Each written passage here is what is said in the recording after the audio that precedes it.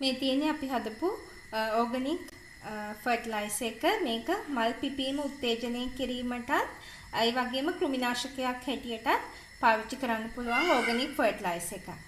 එහෙනම් අපි බලමු කොහොමද මේක කරන්න කියලා. අද මම ඔයගොල්ලන්ට කියලා දෙන්න යන්නේ ඕකිඩ් ශාකවල වගේම වෙනත් ශාකවලත් මල් හට ගැනීම උත්තේජනය කරන පොහොරක් හදාගන්න විදිය. ඇත්තටම මේක ඕකිඩ් ශාක වලට තමයි මම පාවිච්චි කරන්න මම නිර්දේශ කරන්නේ. හැබැයි අනෙක් ශාක වලටත් මේක පාවිච්චි කරන්න පුළුවන් කාබනික පොහොරක් හදාගන්න විදිය. දැන් අපි මල් හට ගැනීම උත්තේජනය කරන්න අපි දන්නවා පොටෑසියම් අවශ්‍ය වෙනවා. පොටෑසියම් අධික පොහොරක් වෙන්න ඕන. එතකොට මේ පොටෑසියම් අපිට ලබා ගන්න පුළුවන් ඕගනිකලි අපිට කාබනිකව පොටෑසියම් ලබා ගන්න පුළුවන් හොඳම ක්‍රමය තමයි කෙසෙල් ලෙලි. කෙසෙල් ලෙලි අපි මෙන්න මේ වගේ ප්‍රමාණයක් සාමාන්‍යයෙන් කෙසෙල් ලෙලි 25ක් විතර අපි මේකට යොදා ගන්නවා. කෙසෙල් ලෙලි ටික එකතු කරගන්න විදිය මම කියන්නම්. දැන් අපි කෑමට ගේනවනේ කෙසෙල්. එතකොට ඒකේ තියෙන කෙසෙල් වල ලෙලි ටික එකතු කරන්න මොනවා හරි භාජනයකට. ඒක මේ වගේ පොඩි මේ වගේ ට්‍රේ එකක් වුණා නම් වඩා හොඳයි. ට්‍රේ එකේ අර එකට කෙසෙල් ලෙලි එක මත එක තියෙන්නේ නැති වෙන්න. දැන් මෙහෙම තනින් අහුරලා එහෙම එකතු කරන්න. එතකොට ඒක මද පවන වේලෙනවා. ඊට පස්සේ ටිකක් වේලලා ගන්න. හොඳට අවුවේ කර කරලා ගන්න. එහෙම තමයි කෙසෙල් ලෙලි ගන්න. මොකද එතකොට මේක කළු පාට වෙනවා කියන්නේ මේක ඩිකම්පොසිෂන් වෙලා. ඒ කියන්නේ මේක දිරාපත් වෙලා. එතකොට මේකේ තියෙන පොටෑසියම් ටික ඊටාම ඉක්මනින් අපිට මේ හදන ෆර්ටිලයිසර් එකට එකතු කරගන්න පුළුවන්. ඊට අමතරව අපිට ඕන මීපැණි. මීපැණි අපි යොදා ගන්න හේතුව තමයි මේ තියෙන මීපැණි යොදා ගන්න හේතුව තමයි මීපැණි වල තියෙනවා ශාකයට උරා ගන්න ගුණයක්. දැන් අපි මොන බෙහෙත හැදුවත් දැන් අපි සාමාන්‍යයෙන් ආයුර්වේදික් වලදී අපි ඉගෙන ගන්නවා මීපැණි වල තියෙනවා ශරීරයට උරා ගන්න හැකියාව වැඩි වෙනවා මීපැණි එකතු කරාම. ඒක නිසා මේකෙදි අපි පැණි එකතු කරනවා. ඊට අමතරව අපිට කොහොඹ තෙල් අපි පාවිච්චි කරනවා.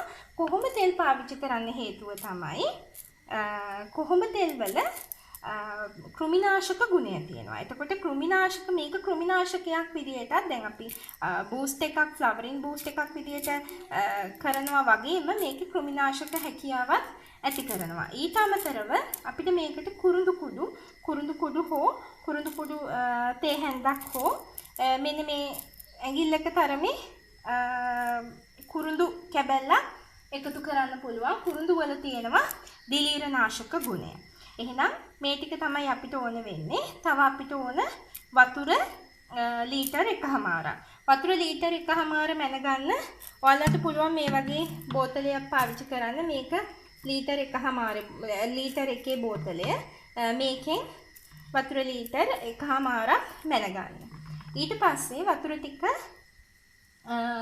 පරණ හට්ටියකට දාලා ලිපේ තියන්න. දැන් මම වතුර ටික පරණ හට්ටියක ලිපේ තියලා තියෙන්නේ. ඊළඟට මේක දැන් උණු වෙනකොට අපි බලමු කොහොමද කරන්නේ කියලා. මේ පෝර එක හදාගන්නේ කොහොමද කියලා. වතුර එක උණු වෙන අතරේ මට තව දෙයක් කියන්න ඕන. මේ වගේ පරණ පෙනේරයක් හරි මොනවා හරි එකක් ගන්න. අපිට මේකේ අර විශාල කැබලි ටික ඉවත් කරන්න ඕන වෙනවා. ඒක නිසා මේ වගේ පෙනේරයක් ගන්න. ඒකෙන් තමයි අපි ඉවත් කරන්නේ. දැන් අපි වතුර ටික නටනකොට තාම වතුර එක උණු වෙන ගම මේක අපි දැන් හොඳට උණු වෙනකන් ඉමු. වතුර එක උණු වෙන අතරේ මේක පොඩි කෑලි වලට කඩා ගන්න පුළුවන් නම් හොඳයි. එතකොට මේක තවත් ඉක්මන් වෙනවා. ගොඩාක්ම අර කර වෙලා වගේ නම් ඔයගලන්ට පුළුවන් මෙහෙම මේවා කරපු ගමන්ම මේ කැඩලා යනවා. එහෙම නැත්තම් පුංචි කැබලි වලට කපා ගන්න පුළුවන්. දැන් වතුර එක උතුරගෙන එනවා. ඒ වෙලාවේදී මේ කෙසෙල් ලෙලි ටික අපි මේ වතුර එකට දානවා. ඊළඟට කොහොඹ තෙල් වලින් තේ හැන්දක් දානවා. මම මේකට එකක් මෙන්න මේකෙන් එකක් දානවා.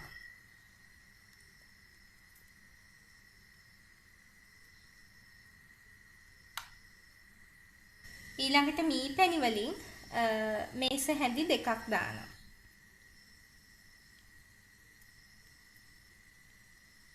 මේ එකක් තව එකක්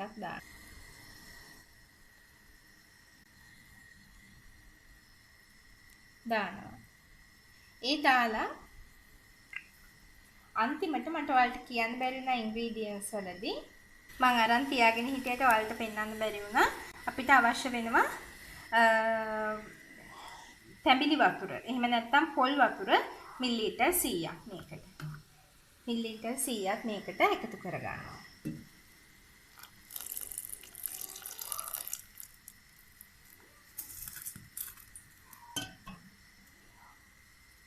ඊට පස්සේ මේක හොඳට වතුර එක නටන්න දෙනවා. විනාඩි 5ක් විතර වතුර එක නටන්න දෙනවා. මේ බලන්න දැන් මේක ටිකක් කොහොඹ තෙල් ගඳ එනවා. කොහොඹ තෙල් එක ගඳයිනේ. ගඳ එනවා. ඊට අමතරව මේකේ පාට වෙනස් වෙලා තියෙනවා. මේ දුඹුරු පාටකට හැරිලා තියෙනවා. ඊළඟට දැන් ඔයාලට පුළුවන් සම්පූර්ණයෙන්ම කෙසෙල් වල ටික හොඳටම ග්‍රයින්ඩ් කරලා මේකට එකතු කරන්නත් පුළුවන්. එතකොට තව පොටෑසියම් ගතිය මේකේ වැඩි වෙනවා. දැන් එහෙම එකතු කරනවා නම් මේක අපිට බොහොම සුළු ප්‍රමාණයක් තමයි අපි පැල වලට එකතු කරන්න ඕන. පැල වලට සාමාන්‍යයෙන් තේ හැඳි 2ක් වගේ එකතු කරා නම් හොඳටම ඇති මේක මේ කෙසෙල් ලෙලි ඔයගොල්ලෝ ග්‍රයින්ඩ් කරලා ගත්තා. දැන් මම මෙතෙන්දි ලෙලි පිටින්ම ගත්තානේ. ඒක නිසා සාමාන්‍යයෙන් මිලිලීටර් 10ක් වගේ ඇඩ් කරා නම් ඇති එක පැලයකට. දැන් අපි බලමු. දැන් මේක උතුරන්න ඕන. උතුරලා විනාඩි 10ක් තියලා පෙරා ගන්නයි තියෙන්නේ. ඒ පෙරාගෙන අපි බලමු කොයි විදිහටද අපිට මේක මේ හැදුවට පස්සේ පේන්නේ කියලා. දැන් මේක උතුරගෙන එනවා. මම මේක විනාඩි 5ක් වගේ තියලා පෙරා ගන්නවා. මේ බලන්න දැන් හොඳට මේ උතුරගෙන එනවා. මේ විදිහට තමයි හොඳට උතුරන්න දෙන්න ඕන විනාඩි 5ක් විතර. ඊට පස්සේ තමයි පෙරා ගන්න ඕන.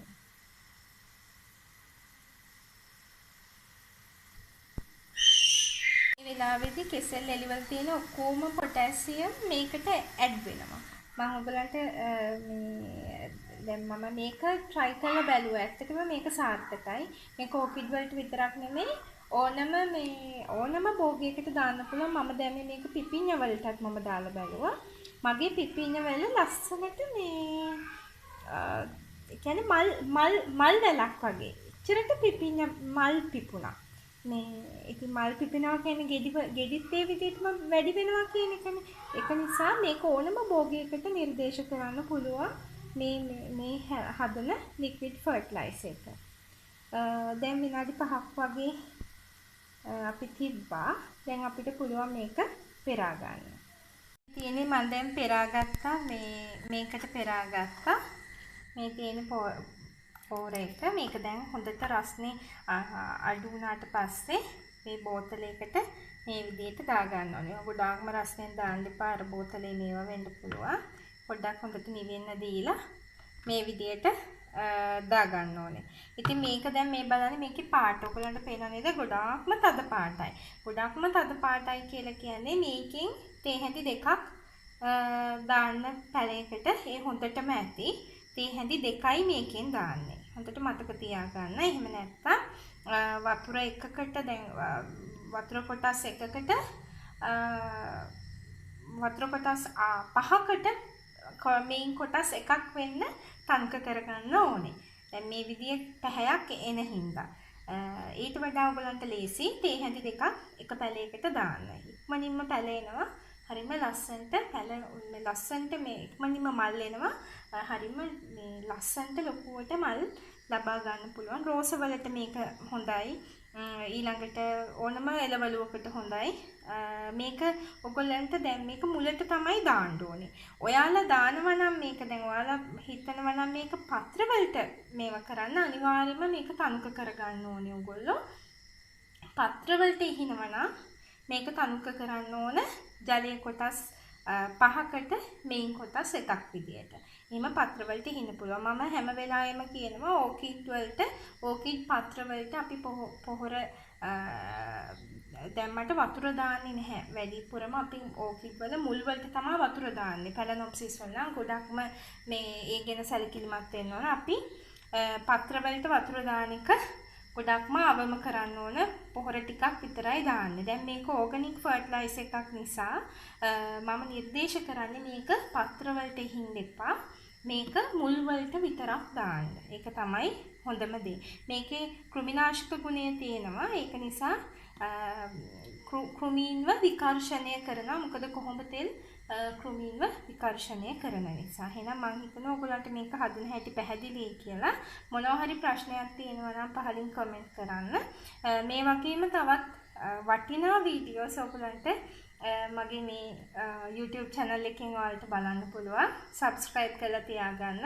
මම බලාපොරොත්තු වෙනවා ඕකිඩ් ගැන ගොඩක් වීඩියෝස් කරන්න. ඊළඟට ඇන්තූරියම් ගැන. ඊට අමතරව ඕගනික් ෆාමින් වසවිස නැති කාබනික ගෙවත්තක් හදාගන්න එක ගැන ගොඩක් වීඩියෝස් කරන්න බලාපොරොත්තු වෙනවා. ඔයගලන්ට ස්වයං රැකියාවලට අත්ලක් වෙන විදිහට වැඩසටහනක් මම කරන්න බලාපොරොත්තු වෙනවා. ඒක නිසා මගේ YouTube channel එක subscribe කරලා තියාගන්න. පුළුවන් තරම් මේක share කරන්න අනිත් අය අතරේ. මොකද මේ දැනුම අපේ හැමෝම රටේ හැමෝම ලබා ගත්තොත් අපිට පුළුවන් ලංකාවේ ලොකු දෙයක් කරන්න. ඒක නිසා. එහෙනම් තවත් වීඩියෝ එකකින් හම්බෙමු. මම ශ්‍රාරාජි.